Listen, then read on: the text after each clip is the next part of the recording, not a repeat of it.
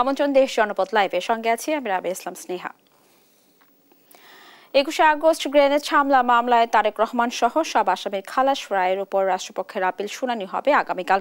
দর্শক এই নিয়ে জানাতে উচ্চ আদালত থেকে সরাসরি যোগ দিয়েছেন সহকর্মী সাবরিনা মজুমদার। সাবরিনা, যেমনটি বলছিলাম, আপনি আমাদের জানাবেন আপিল শুনানি নিয়ে আসামি পক্ষের আইনজীবীরা কি প্রত্যাশা করছেন?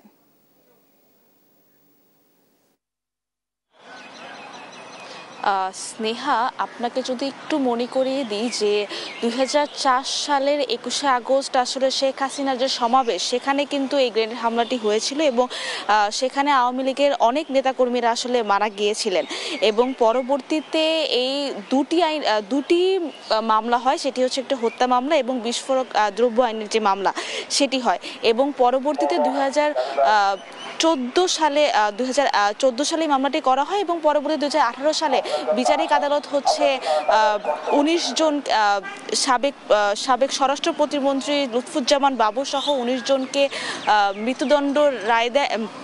মৃত্যুদণ্ডাদেশ দেয় এবং বিএনপির ভারপ্রাপ্ত চেয়ারম্যান তারেক রহমান সহ 19 জনকে যাবজ্জীবন কারাদণ্ড দেয় এবং বাকি 11 জনকে হচ্ছে বিভিন্ন অর্থদণ্ডে এবং মানদণ্ডের হচ্ছে রায় দেন দিয়ে তারপরে এর পরবর্তীতে এই গত বছরের 1 ডিসেম্বর অর্থাৎ 5ই আগস্ট শেখ হাসিনা সরকার পতনের পর 1 ডিসেম্বর বিচারপতি সৈয়দ এনায়েত হোসেন এবং বিচারপতি AK-M আসাদুজ্জামানের হাইকোর্ট বেঞ্চ হচ্ছে এই যে মামলায় যারা তারেক রহমান সহ সবাইকে এই মামলায় হচ্ছে খালাস দেন এবং তারপরে এই মামলাটির হচ্ছে রাষ্ট্রপক্ষ হচ্ছে লিভ টু আপিল দায়ের করে, সেটা হচ্ছে 19শে মার্চ এবং সেখান থেকে আসলে শুনানি হয় এবং শুনানির পরবর্তীতে হচ্ছে এই আপিল শুনানিটি হচ্ছে চলতে থাকে এবং পরবর্তীতে কালকে অর্থাৎ 26 মে হচ্ছে দিন ধার্য করেছিলেন এবং অর্থাৎ আজকে হচ্ছে দিন ধার্য করেছেন। এই দিন ধার্যের পর আসলে আজকে প্রধান বিচারপতি হচ্ছে ছিলেন না বলে আজকে শুনানিটি হয়নি। তবে আসামি পক্ষের আইনজীবীদের সাথে আমরা কথা বলেছিলাম। আসামি পক্ষের আইনজীবীরা যেটি বলেছেন যে তারা প্রত্যাশা করছেন যে হাইকোর্টে হচ্ছে যেই রায়টি আসলে বহাল আছে সেটিও হচ্ছে আপিল বিভাগে হচ্ছে সেই রায়টি আসলে বহাল থাকবে এবং আমরা শুনানিতেও হচ্ছে শুনেছি রাষ্ট্রপক্ষে শুনানি করছেন হচ্ছে অনিকার হক এবং অ্যাটর্নি জেনারেল যারা আছেন তারা অ্যাটর্নি জেনারেলের পক্ষে যারা অ্যাসিস্ট্যান্ট অ্যাটর্নি জেনারেল যারা আছেন তারা হচ্ছে এখানে শুনানি করছে এবং শুনানিতে তাদের হচ্ছে এর আগের শুনানিতে তারা বলেছেন যে এখানে তাদের গ্রাউন্ড কিছু সঠিক হয়নি। তো যে প্রধান বিচারপতি বেঞ্চ যারা আছেন বিচারপতিরা যারা আছেন তারা বলেছেন যে তাদেরকে সঠিক গ্রাউন্ড ঠিক করে এনে তারা কোন কোন গ্রাউন্ডে আসলে এই মামলাটিকে আসলে লিভ টু আপিলের জন্য দিয়েছেন সেটি যাতে ঠিকঠাক করে যাতে আজকে আসেন এবং আজকে তো প্রধান বিচারপতির না আসায় আজকে শুনানিটি হয়নি। শুনানির দিন পিছিয়ে 27 মে অর্থাৎ কালকে হচ্ছে আবার শুনানি হবে। তো এখন পর্যন্ত এই ছিল 21শে আগস্ট গ্রেনেড হামলা মামলার রায় নিয়ে সর্বশেষ। স্নেহা। সাবরিনা, আপনাকে ধন্যবাদ। দর্শক, শুনছিলাম 21 আগস্ট গ্রেনেড হামলা মামলায় আসামিদের খালাস রায়ের উপর রাষ্ট্রপক্ষের আপিল শুনানি সর্বশেষ খবরাখবর। জাতীয় রাজস্ব বোর্ডে জারি করা অধ্যাদেশ সংশোধনের আশ্বাসে এনবিআর কর্মকর্তা কর্মচারীদের কমপ্লিট শাটডাউন কর্মসূচি স্থগিত। কাজে ফিরেছে কাস্টমসের কর্মকর্তা কর্মচারীরা। বিস্তারিত জানাতে সাতক্ষীরা ও যশোর থেকে যুক্ত হচ্ছেন সহকর্মী শরীফুল্লাহ কায়সার সুমন ও সালাউদ্দিন সাগর। শুরুতে যাচ্ছি সাতক্ষীরায়। সুমন, পুরোদমে স্থলবন্দরে কার্যক্রম চলছে কিনা, কর্মকর্তা কর্মচারীরা কি বলছেন, বিস্তারিত জানাবেন।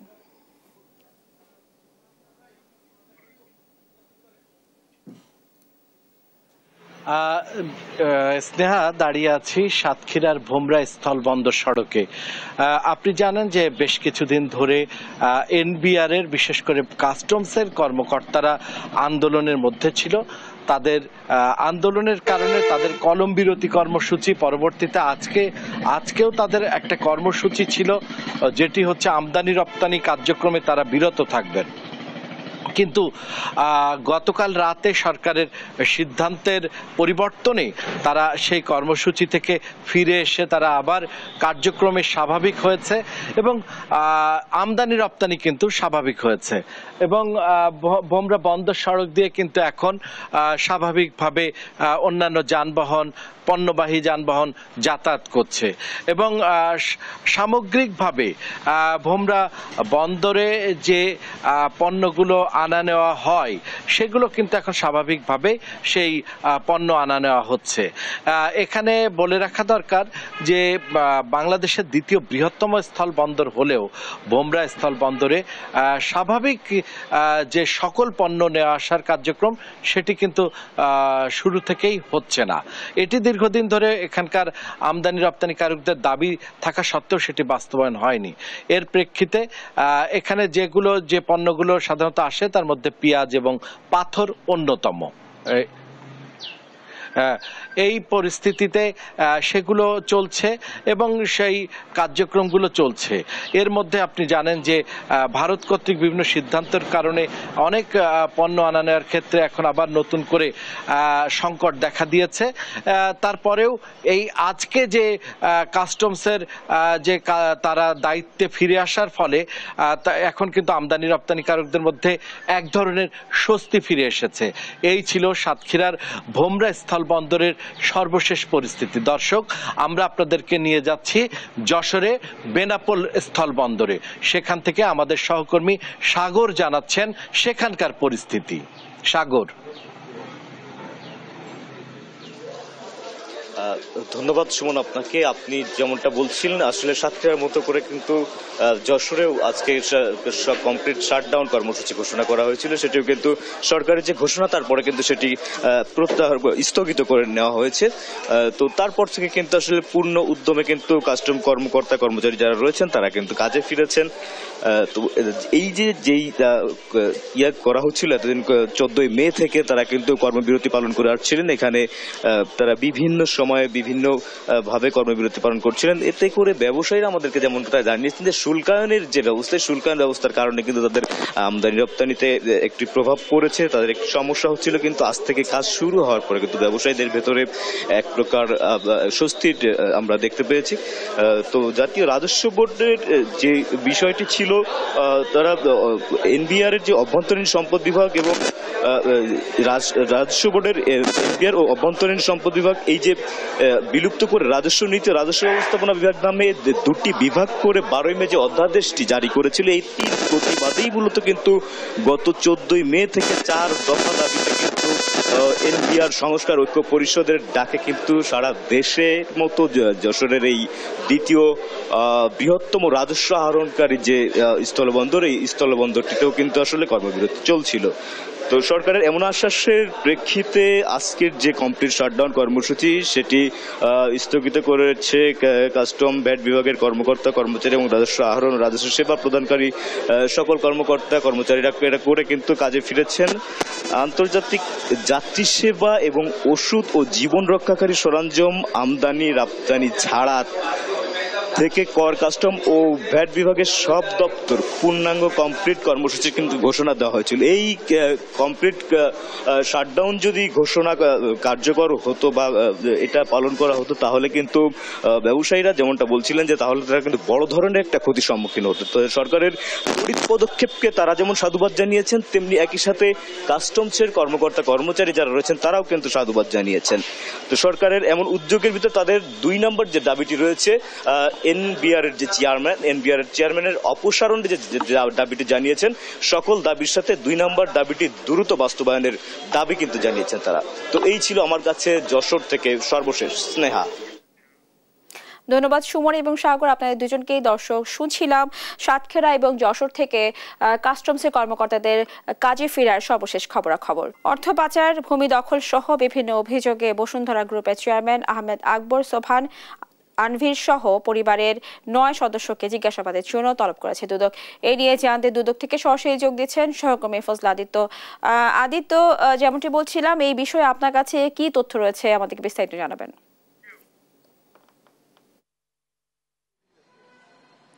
স্নেহা, আপনি যেমনটি বলছিলেন যে আজকে দুদকে যাদের তলব করার কথা রয়েছে, অর্থাৎ বসুন্ধরা গ্রুপের পরিবারের 5 সদস্যের আজকে কিন্তু তলব করার কথা রয়েছে। এর আগে আমি আপনাকে একটু জানিয়ে দিই সুবিধার্থে, এর আগে হচ্ছে 20 তারিখ, গত 20 তারিখে কিন্তু বসুন্ধরা গ্রুপের যে অনিয়মগুলা বিভিন্ন সময় উঠে এসেছে, অর্থ পাচার থেকে শুরু করে দ্বৈত নাগরিকত্ব, এর পাশাপাশি যে অর্থ পাচারের মাধ্যমে যে সম্পদগুলো গড়া হয়েছে দেশের বাইরে সেগুলো কিন্তু ফ্রিজ করার, এবং এছাড়াও তাদের যে অনুসন্ধানগুলো চলমান রয়েছে, বিভিন্ন টাস্ক ফোর্স গঠন করে কিন্তু এই অনুসন্ধানগুলো কার্যক্রমগুলো চলছে। আপনাকে একটা জিনিস জানিয়ে দেই যে গতকালকে অর্থাৎ 25 তারিখ এবং 26 তারিখ পরিবারের 9 সদস্যকে কিন্তু তলব করার তারিখ ছিল, এবং 25 তারিখে গতকালকে আহমেদ আকবর সোবাহান, যিনি হচ্ছে বসুন্ধরা গ্রুপের চেয়ারম্যান ছিলেন, তিনি সহ তার স্ত্রী, তার এক ছেলের এবং তার মেয়ে কিন্তু তলবের তারিখ ছিলেন গত 25 তারিখ, কিন্তু তারা দুদকে উপস্থিত হয়নি এবং তাদের পক্ষ থেকে কোনো রকম আনুষ্ঠানিকভাবে কোনো পত্র অথবা তাদের সময় চাওয়ার জন্য, সময়টা বাড়ানোর জন্য কোনো ধরনের কেউ এখন সংশ্লিষ্ট ওদের সংশ্লিষ্ট কোনো কর্মকর্তাই কিন্তু দুদকের কাছে আসেনি। এই তথ্যটা আমাকে নিশ্চিত করেছেন দুদকের যে উপপরিচালক রয়েছে আক্তারুল ইসলাম, উনি আমাকে নিশ্চিত করেছেন। এবং আজকে কিন্তু আনভির অর্থাৎ আহমেদ আকবর সোবাহানের ছেলে যে রয়েছেন আনভিরের কিন্তু আজকে আনভির সহ আনভিরের স্ত্রী এবং তার ছেলে, তাদের কিন্তু আজকে দুর্নীতি দমন কমিশনের প্রধান কার্যালয়ে কিন্তু আজকে 26 তারিখ উপস্থিত হওয়ার কথা ছিল। এখন পর্যন্ত তারা আসেনি, তবে তাদের পক্ষ থেকে কোনো সিদ্ধান্ত অথবা তাদের পক্ষ থেকে কোনো পত্র প্রেরণ করা হয়েছে কিনা আমরা পরবর্তীতে আরও বিস্তারিত জানতে পারবো। তবে তাদের বিরুদ্ধে যে সকল অভিযোগগুলো আনা হয়েছে সেসব অভিযোগগুলোর অনুসন্ধান কার্যক্রম এবং সুষ্ঠু অনুসন্ধান স্বার্থেই কিন্তু মূলত এই জিজ্ঞাসাবাদের জন্য তাদেরকে দুদকে তলব করা হয়েছে। এছাড়া তারা গতকালকে যেহেতু আসেননি, গতকালকে 4 জন ছিলেন এবং আজকে সেই বসুন্ধরা গ্রুপের পরিবারের আরো 5 সদস্যর কিন্তু আজকে তলবের তারিখ রয়েছে। এই ছিল আমার কাছে দুদক থেকে তাদের তলবের সর্বশেষ তথ্য। স্নেহা। আদিত্য, আপনাকে ধন্যবাদ। দর্শক, শুনছিলাম বসুন্ধরা গ্রুপের চেয়ারম্যান সহ পরিবারের 9 সদস্যকে জিজ্ঞাসাবাদের জন্য তলব করেছে দুদক, সেই বিষয়ে বিস্তারিত। 3 দফা দাবিতে পূর্ণ দিবস কর্মবিরতিতে সরকারি প্রাথমিক বিদ্যালয়ের শিক্ষকরা এ নিয়ে জানাতে ময়মনসিংহ থেকে সরাসরি যোগ দিয়েছেন সহকর্মী ইলিয়াস আহমেদ। ইলিয়াস, যেমনটি বলছিলাম, শিক্ষকরা পূর্ণ দিবস কর্মবিরতির কথা বলছেন, শিক্ষকরা কি দাবি জানিয়েছেন? শিক্ষকরা যে কর্মবিরতি পালন করা হচ্ছে সেই দাবির সাথে শিক্ষকরা কিন্তু একমত পোষণ করেছেন। যদিও আমরা সকাল থেকে ময়মনসিংহ নগরীর বেশ কয়েকটি সরকারি প্রাথমিক বিদ্যালয় ঘুরেছি এবং শিক্ষকদের দেখেছি যে তারা কিন্তু শিশুদের ক্লাস করাচ্ছেন। যদিও শিক্ষকরা বলছেন যে শিশুরা যেহেতু ক্লাসে এসেছে, অর্থাৎ তাদেরকে যদি ক্লাস না করানো হয় তাহলে কিন্তু তারা এলোমেলোভাবে রাস্তায় চলে যেতে পারে এবং যে কোনো সময় কিন্তু অনাকাঙ্ক্ষিত দুর্ঘটনা ঘটতে পারে, সেই বিষয়টি তারা জানিয়েছেন। যদিও শিক্ষকরা বলছেন যে 3টি দাবি রয়েছে, অর্থাৎ চাকরির শুরুতেই 11তম গ্রেডে বেতন এবং 10 এবং 16 বছর পূর্তিতে তাদের যে গ্রেড জটিলতা, উচ্চতর গ্রেড জটিলতা, সেটি নিরসন করা এবং প্রধান শিক্ষক পদে দ্রুত পদোন্নতি, সেই বিষয়ের সাথে কিন্তু সহকারী শিক্ষকরা তারা একমত পোষণ করেছেন এবং বলছেন যে তারাও কিন্তু যে দাবি আদায়ের ডাক দেওয়া হয়েছে কর্মবিরতি, সেই ডাকের সঙ্গে তারাও কিন্তু একমত ছিলেন। অর্থাৎ বিগত সময় ধরে তারা সেই বিষয়টি জানেন এবং সেই বিষয়ে কিন্তু তারা আন্দোলন করে আসছেন, সেই বিষয়টি বলছিলেন। যদিও আমরা এখন রয়েছি শান্তিপাড়া সরকারি প্রাথমিক বিদ্যালয়ে রয়েছি, এখানকার যে প্রধান শিক্ষক রয়েছেন সাবিনা ইয়াসমিন, তিনি বলছেন যে এই বিষয়ে কিন্তু যে কর্মসূচির ডাক দেওয়া হয়েছে সেটি কিন্তু তারা পূর্বে থেকে অবগত নন, সেই জন্য কিন্তু সহকারী শিক্ষক যারা আছেন তারা কিন্তু ক্লাসে অন্যান্য দিনের মতো আজকে কিন্তু তারা ক্লাস করাচ্ছেন, সেই বিষয়টি তারা বলছিলেন। এবং আমরাও দেখেছি সহকারী শিক্ষক যারা আছেন তারা ক্লাস করাচ্ছেন। যদিও সহকারী শিক্ষকরা বলছিলেন যে আন্দোলন কর্মসূচির ডাক দেওয়া হয়েছে, অর্থাৎ বিগত 5 মে থেকে যে আন্দোলন কর্মসূচি চলছে সেই আন্দোলন কর্মসূচির সঙ্গে কিন্তু তারা একমত পোষণ করেন এবং সেই দাবি যেন দ্রুত বাস্তবায়ন করা হয় এবং সেই লক্ষ্যে তাদের যে কর্মসূচির ডাক, সেই কর্মসূচির ডাক কিন্তু তারা দিয়েছেন। এবং আমরা দেখেছি অনেক ক্লাসেই কিন্তু শিক্ষার্থীরা এখনো পর্যন্ত আসেনি এবং দ্বিতীয় 2 দফা এই সরকারি প্রাথমিক বিদ্যালয়ে ক্লাস অনুষ্ঠিত হয়ে থাকে এবং শিক্ষকরা বলছেন যখন শিক্ষার্থীরা আসছেন তারা কিন্তু চেষ্টা করছেন শিক্ষার্থীদেরকে ক্লাসে বসিয়ে রেখে পরিবেশ অন্তত শান্ত করার লক্ষ্যে, যদিও তারা বলছেন যে আন্দোলন দাবিগুলো সেই দাবিগুলোর সঙ্গে তারা পূর্ণ একমত পোষণ করেন এবং তাদের যৌক্তিক দাবি সেই দাবিগুলো যেন সরকার মেনে নেয় সেই বিষয়ে তারা কিন্তু আহ্বান জানিয়েছেন। এবং আমরাও শিক্ষক সহ সংশ্লিষ্ট যে দপ্তর রয়েছে সেই দপ্তর প্রধানদের সঙ্গে কথা বলার চেষ্টা করেছিলাম। তারা বলছেন যে শিক্ষকরা যে দাবিতে আন্দোলন করছেন সেটি তাদের যৌক্তিক দাবি এবং সেই দাবির বাস্তবায়ন হবে কিনা সেটি সরকারের সিদ্ধান্ত, অর্থাৎ সেই সিদ্ধান্তের ভিত্তিতে কিন্তু তারা কোনো নির্দেশনা দিতে পারছেন না সেই বিষয়টি কিন্তু তারা বলছিলেন। আমরা দেখছি যে সহকারী শিক্ষকরাও কিন্তু মোটামুটি বলা যায় যে দাবির সঙ্গে একমত থাকলেও কিন্তু তারা প্রধান শিক্ষকের নির্দেশনা অনুযায়ী তারা কিন্তু ক্লাসে আসতে বাধ্য হয়েছেন। আমরা একটু ছোট্ট করে জানতে চাই, এই যে 3 দফা দাবিতে কর্মবিরতি চলছে সেই বিষয়ে আপনি অবগত কিনা?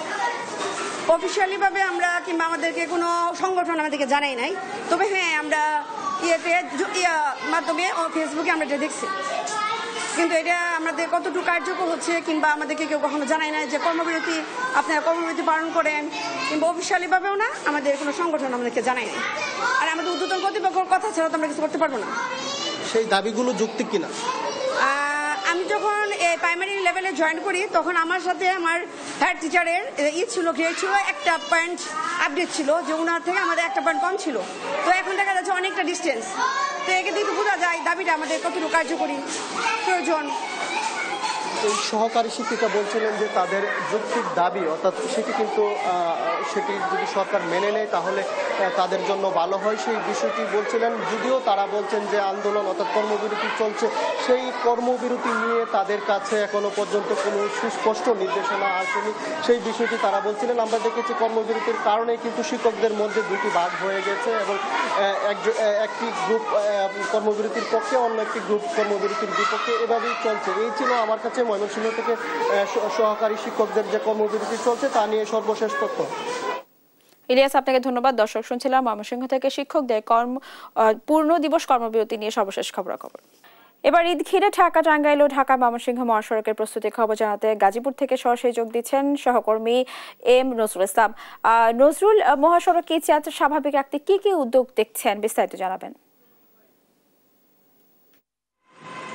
স্নেহা, আপনি যেমনটা বলছিলেন, আপনারা জানেন যে 64টা জেলার মধ্যে কিন্তু 32টি জেলার প্রবেশমুখ হলো উত্তরবঙ্গ সহ 32টি জেলার প্রবেশমুখ গাজীপুর এবং ঢাকা, টাঙ্গাইল, ঢাকা ময়মনসিংহ মহাসড়কের যে বিভিন্ন। নজরুল, আপনাকে ধন্যবাদ। দর্শক, শুনছিলাম মহাসড়কে গাজীপুরের মহাসড়কের এই যাত্রার প্রস্তুতি। ঈদুল আজহাকে সামনে রেখে দিনাজপুরে জমে উঠেছে পশুর হাট। বিস্তারিত জানাতে সরাসরি যোগ দিচ্ছেন সহকর্মী হারুনুর রশিদ। হারুন, ক্রেতাদের কেমন সমাগম দেখছেন? হাটে দাম নিয়ে কি বলছেন তারা, সন্তুষ্ট কিনা জানাবেন। জি, ধন্যবাদ স্নেহা। আমরা দিনাজপুরের সব থেকে বড় যে পশুর হাট, সেই পশুটি পার্বতীপুর উপজেলার আমবাড়িতে অবস্থিত। এই পশু হাটে সপ্তাহে 2 দিন এই হাটটি বসে। সারা বছর এই হাটটি চলে, কিন্তু বাড়তি যে জাঁকজমক বা যে পরিমাণের গরুর যে উপস্থিতি, সেটা আসলে মূলত ঈদুল আজহাকে কেন্দ্র করে। সেই কারণে কিন্তু এখানে প্রচুর পরিমাণে এখন এই মুহূর্তে বিভিন্ন ক্যাটাগরি বা বিভিন্ন ধরনের পশু কিন্তু উঠতে শুরু করেছে। এই মুহূর্তে ঈদের যে পশু কেনা বেচা কেনা করার কথা কুরবানি ঈদকে কেন্দ্র করে, সেটা কিন্তু শুরু হয়েছে। তো আমরা আপনাদের দেখানোর চেষ্টা করছি যে পশু হাটটি আসলে আমাদের এই অঞ্চলের মধ্যে সবথেকে বড় পশু হাট, এবং এখান থেকে আমরা আসলে বৃষ্টির কারণে ঠিক কাছ থেকে দেখানোর চেষ্টা করলেও পারছি না। তো আমরা এখানে যে একজন বিক্রেতা আছে, আমরা তার সঙ্গে কথা বলবো। তিনি আমাদেরকে জানাবেন আসলে কি কি ধরনের পশু আপনি নিয়ে আসছেন।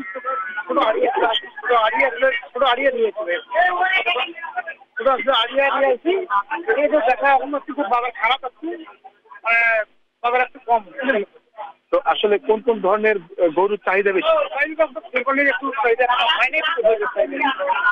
তো আপনারা দাম কেমন?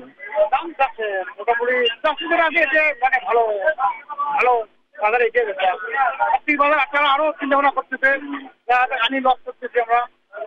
তো আপনার কয়টা গরু নিয়ে এসেছিলেন? আমার ক্রেতা কেমন দেখছেন এখন? মানে কম আছে, কম আছে, মানে এখনো মানে শুরু হয়নি বেচা কিনা, হয়নি বেচা কিনা।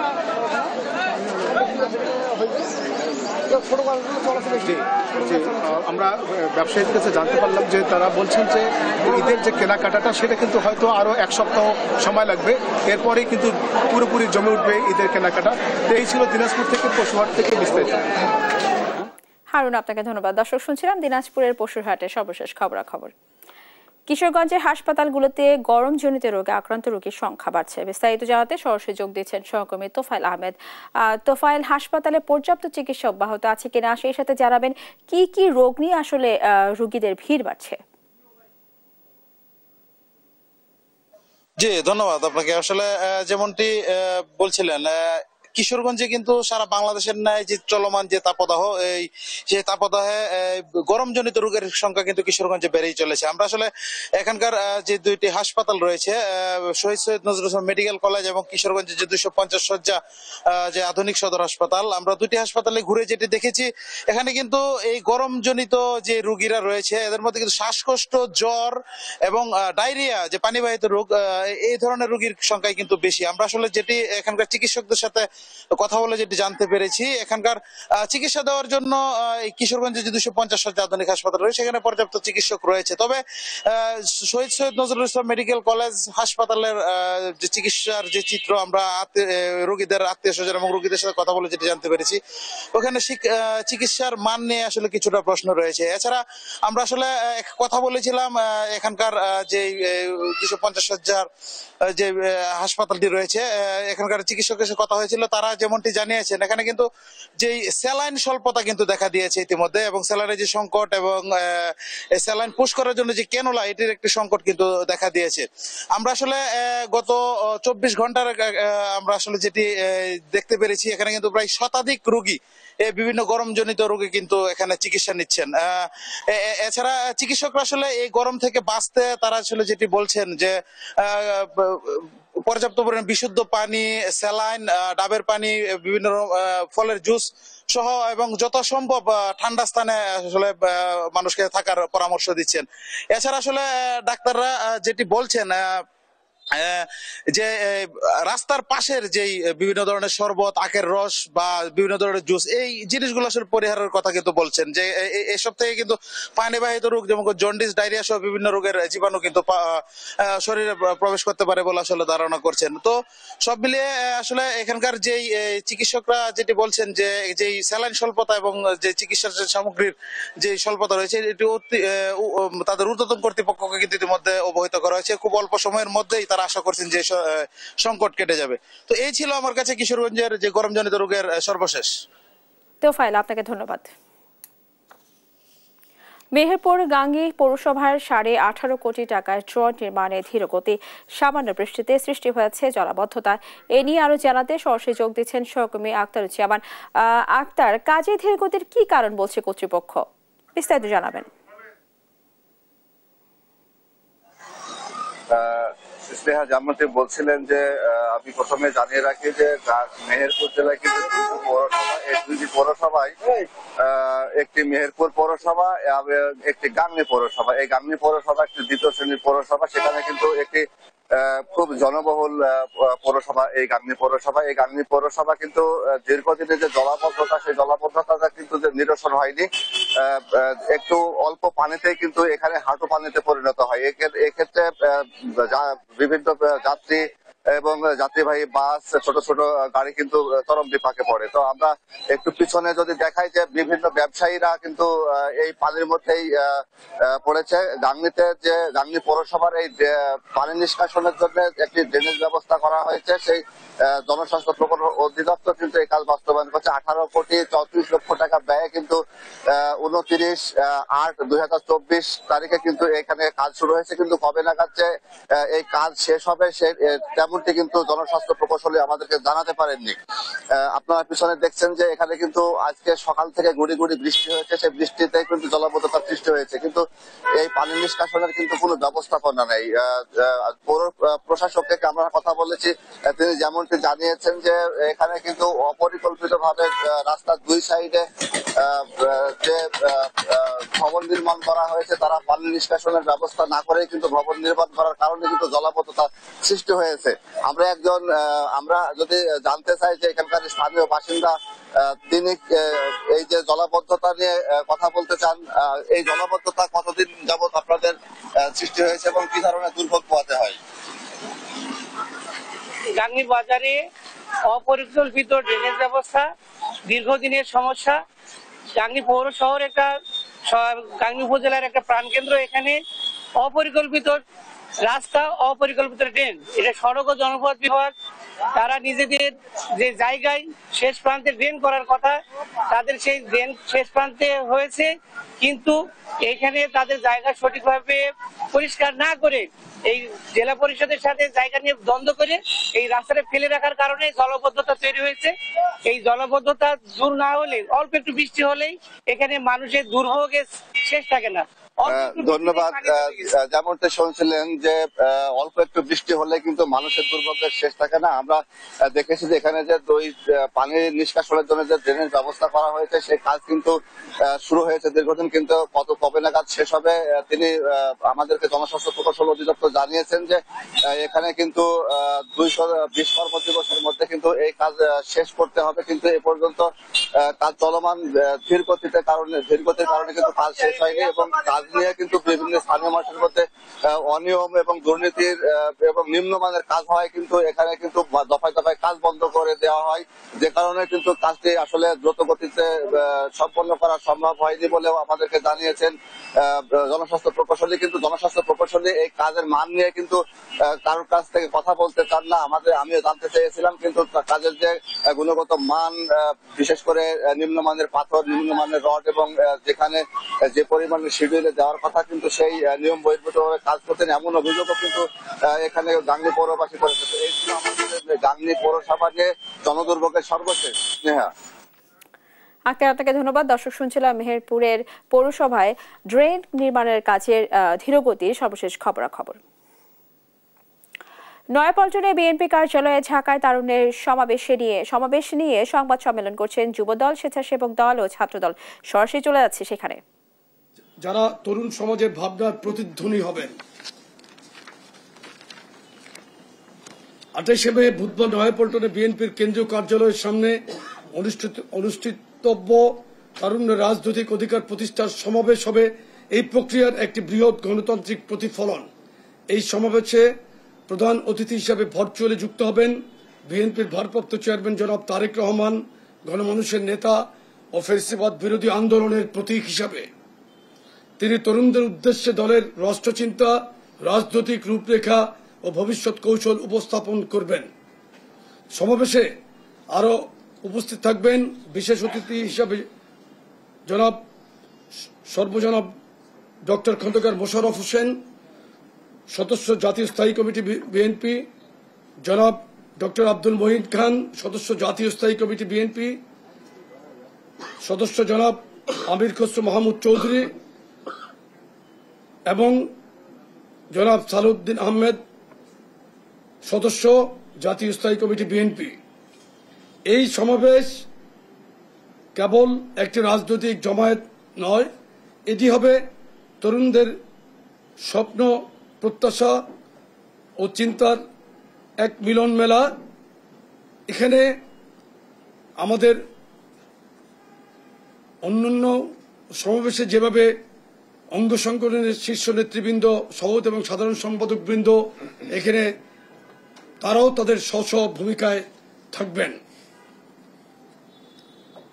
এই আয়োজন তরুণরা কেবল শ্রোতা নয়, তারা হবেন সক্রিয় অংশগ্রহণকারী, মত প্রকাশকারী এবং ভবিষ্যতের নির্মাতা। তারা মনোযোগ দিয়ে শুনবেন দলের নীতি ও পরিকল্পনা আবার নিজেরাও জানাবেন তাদের প্রত্যাশা, প্রস্তাবনা ও অভিজ্ঞতা।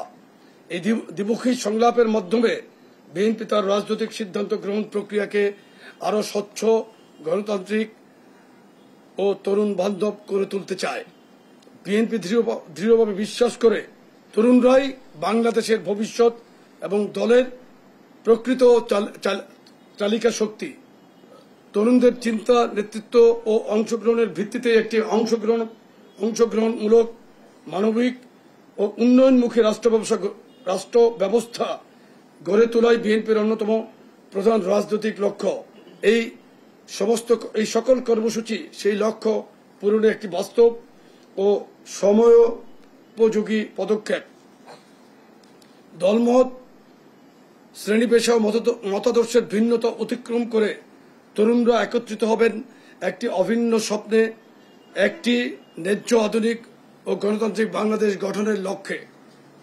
বর্তমানে তরুণদের সবচেয়ে বড় বঞ্চনা হচ্ছে তাদের সাংবিধানিক অধিকার, ভোটাধিকার থেকে তাদের বঞ্চিত হওয়ার নির্মম বাস্তবতা। একটি স্বাধীন ও নিরপেক্ষ নির্বাচনের সুযোগ না থাকায় তারা তাদের মত, মনোভাব ও ভবিষ্যৎ গড়ার অংশীদার হতে পারছে না। আর এই বঞ্চনা শুধু রাজনৈতিক নয়, এটি অর্থনৈতিক, সামাজিক এবং নৈতিক ভবিষ্যৎকেও অন্ধকারাচ্ছন্ন করে তুলছে। গণতন্ত্র তখনই অর্থবহ হয় যখন দেশের প্রতিটি নাগরিক, বিশেষ করে তরুণ প্রজন্ম, তাদের ভোটের মাধ্যমে রাষ্ট্র ক্ষমতা নির্ধারণে ভূমিকা রাখতে পারে। বিএনপি মনে করে এই ভোটাধিকার পুনঃপ্রতিষ্ঠা না হলে পরিবর্তন টেকসই হবে না এবং তরুণদের আকাঙ্ক্ষা বারবার লুণ্ঠিত হবে।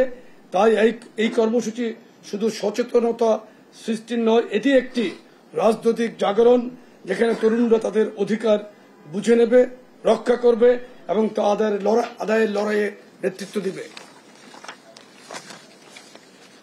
প্রিয় সাংবাদিক ভাই ও বোনেরা, বিএনপি সবসময় নিজেকে একটি তারুণ্য নির্ভর রাজনৈতিক দল হিসেবে প্রতিষ্ঠিত করেছে।